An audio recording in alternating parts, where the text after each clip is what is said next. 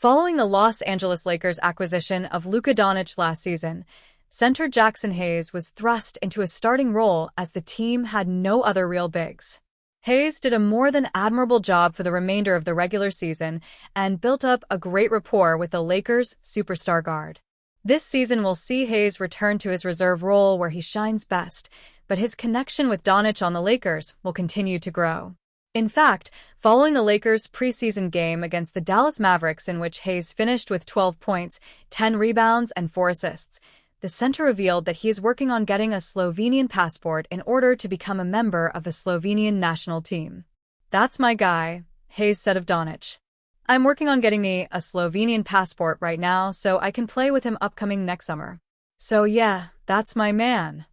Initially, this came off as a joke from the Lakers center. However, the Basketball Association of Slovenia would later confirm that they are working on the naturalization of a center for their basketball team via Tilan Jamnik of RTV Slo, SI. As we have already mentioned, the Basketball Association of Slovenia is looking at the possibility of a new naturalization of a basketball player in the center position. "We are striving to secure a new naturalized player for a longer period of time, thereby ensuring the stability of the national team in the coming years. At this stage of the procedure, we understandably cannot yet talk about names or details. When all matters are finally agreed upon and the procedures are successfully completed, we will inform the public about this," the association informed us. According to FIBA rules, players who obtain a passport after the age of 16 can play, but are considered naturalized players. FIBA allows one naturalized player to be on the roster of a national team per game. It is this rule which allowed Joel Embiid, who was born in Cameroon and moved to the United States at the age of 16, to play for Team USA at the 2024 Olympics. If this does ultimately come to fruition, it will allow for Hayes to get some great experience playing internationally and will further strengthen the connection between himself and Doncic, which will greatly benefit his career. JJ Redick planning for dress rehearsal with all healthy players in Lakers' preseason finale. So far this preseason, Jaxson Hayes has not yet been able to share the court with Luka Doncic. But with the preseason finale upcoming, head coach JJ Redick plans for all healthy Lakers players to suit up and play for their final dress rehearsal before the regular season begins. Los Angeles Lakers head coach JJ Redick has been about as even-keeled as possible during the preseason, given the lack of available players on the roster. Redick and the training staff have been cautious with the players' workload throughout training camp and preseason, though some players are simply unavailable due to being hurt.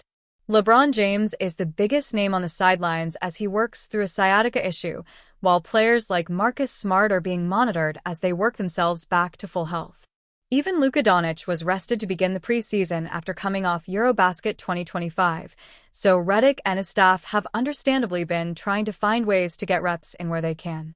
The Lakers played a rare back-to-back set in the preseason against the Phoenix Suns and Dallas Mavericks, leading Redick to strategically rest players on either night. However, Redick revealed that their preseason finale against the Sacramento Kings will be a dress rehearsal. Friday, yes. The plan is to do a dress rehearsal and likely play most of our guys. I don't know the minute total, but that's the plan, Redick said. Getting as close to a full team against the Kings will be invaluable for the Lakers as they haven't had many opportunities to get reps in against other teams. Redick's comments indicate that Doncic, Reeves, and other important rotation players will suit up, so this could also be a sneak peek into the starting lineup to begin the 2025-26 season. There have been times where Redick has alluded to the challenges of preparing for the regular season without a full roster, but Friday's game against Sacramento at least offers him a chance to see where the team is at.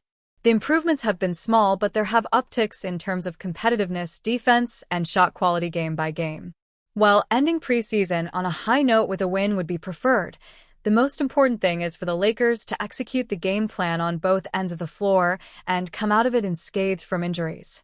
If those two things happen, then Redick can rest a little easier before opening night next Tuesday. JJ Redick hopeful LeBron James won't miss too much time.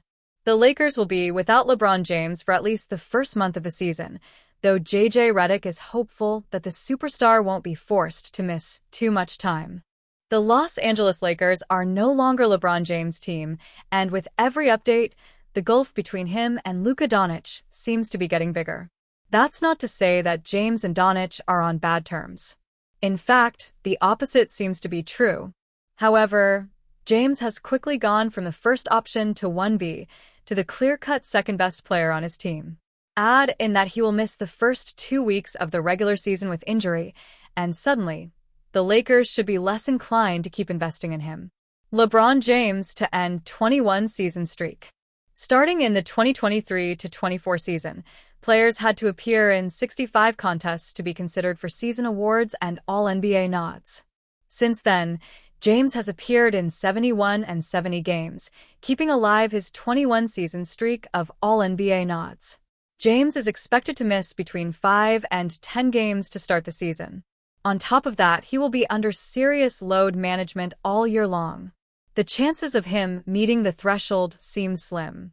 How does this affect All-NBA? Asked Sports Illustrated's Rachel Nichols. Because it's a 65-game minimum. You'd have to think he's probably going to miss some other games this season. The Lakers have talked about not having him play as much during the regular season, more of a minutes restriction, maybe not going every game that he possibly could go. Before the 65-game rule was introduced, James made for All-NBA teams while falling short of the mark.